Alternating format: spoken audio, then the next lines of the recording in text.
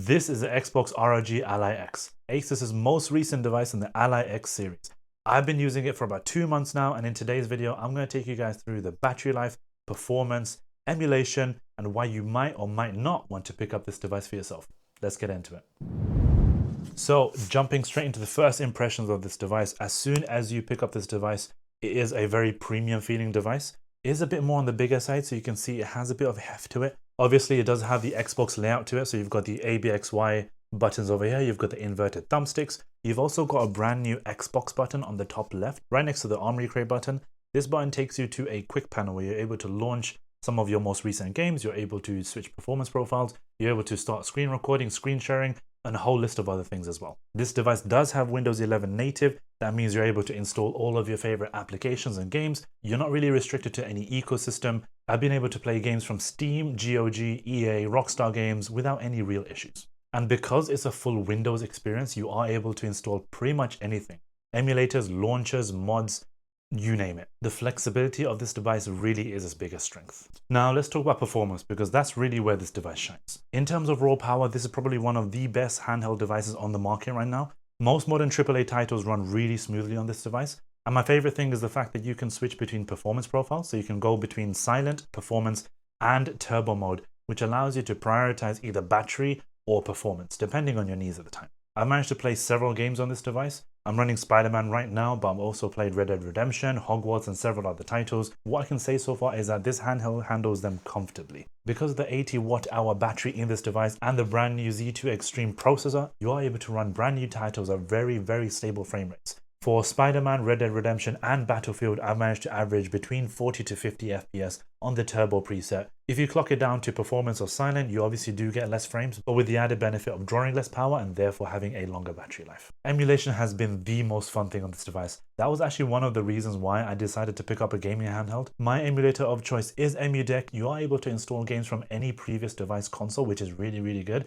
Obviously, it is a bit hands-on. You do need to install certain things to get things working, but I've managed to install Xbox 360 games, PlayStation 2 games, and Nintendo GameCube, and it's been incredibly fun.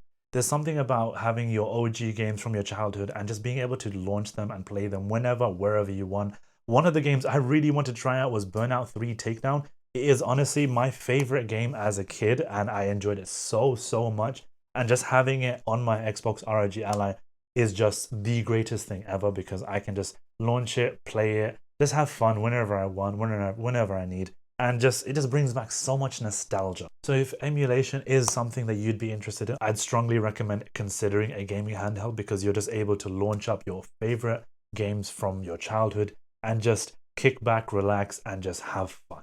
Battery life on this device has been surprisingly good. Because of the 80 watt-hour battery in this device, you are able to squeeze out a lot of performance, and because of the brand new chipset, which is a bit more efficient than the previous generation, you do get better performance over previous generations. There are other YouTube channels who have done a deep dive into the actual battery usage, so I recommend checking those out if you're really interested. But from a real life perspective, I have managed to play several AAA games as well as emulators, and what I've noticed is playing games like Hogwarts Legacy, Spider-Man, Red Dead Redemption, Battlefield 6, I am able to squeeze out about 2.5 hours, close to 3 sometimes, and during that time I'm genuinely not really worried about battery life, because of how good the battery performance is on this device. Now, if 2.5 to 3 hours does sound low to you, you are able to clock this down to the silent profile, which then consumes less power, which then consumes less battery, so you are able to squeeze out even more time out of this device. I personally prefer to stick to the performance and turbo mode just to get the best performance, because that's just how I like to play. Now, this device isn't without its issues. Number one is unfortunately the price. It does come in about £800 or $1,000, which means it's classed at one of the higher end devices, and it also makes it really inaccessible for a lot of people out there. And for that price, you'd expect the most highest end internals and externals. Now, when it comes to the internals, you do get some of the highest end battery performance and memory out there, which is great. But when it comes to the actual externals, you are missing things like the OLED screen. This is unfortunately just a standard LCD screen, and you are also missing Hall effect sticks. Now, I know that you are able to tear this device down, buy Hall effect sticks for pretty cheap online, and fix it yourself, but at this price range, I really think that is something that should have came with this device in the first place. Now let's talk about the software and the user experience.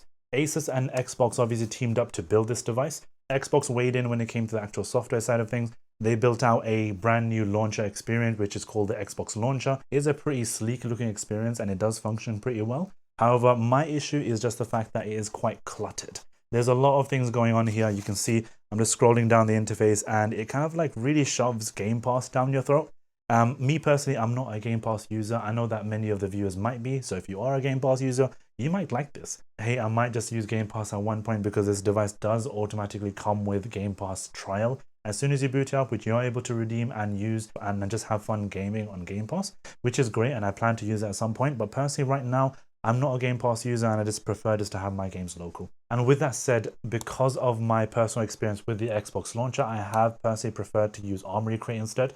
And what I've done is I've actually made it so that Xbox Launcher doesn't automatically boot with this device and Armory Crate is my default launcher. So what I've done is I've actually changed the library button over here, which by default takes you to the Xbox Launcher library section, but I've changed it to the Armory Crate. I'm on the Xbox experience right now. When I click it, it will take me straight to the Armory Crate library section. For me, the Armory Crate is just a better experience because it is just no fluff. It just shows you your games right there. It then shows you your launchers right here as well. And then if you click R1 or RB on the Xbox button, you are able to access some of the settings and other options here as well. These are the only two options I really use on a day-to-day basis. And it is just a much more cleaner and user-friendly experience for me. So I've just opted to use Armory Crate instead. So final thoughts on the Xbox ROG Ally X. This is a fantastic device. Obviously, it does come with some of the best internals on the market. It does have excellent performance and battery life. It does also come with Windows 11, which you might or might not like. Personally, I do prefer it just because it does give you the flexibility of being able to install absolutely whatever you want when it comes to games, emulators, mods, whatever you want, however you want it. You can play it the way that you want to play it. Unfortunately, on the downside, there are some things to talk about, namely the price and the hardware choices linked to the price. So at £800 or 1,000 United States dollars, unfortunately, it doesn't come with Hall effect sticks or an OLED screen, which is questionable to say the least. I think that really should have been done. And the Xbox Home experience personally isn't for me, but that is obviously down to personal preference. It is something you are able to change for yourself, which is good. With all that said, this is a very strong device in the handheld market at the moment. If you are able to grab it for less than the retail price, I'd say definitely go for it. Unfortunately, scalpers are on the market right now reselling this device for higher than retail price. So if you are able to grab it for less than retail price or at a steep discount, I'd definitely consider it.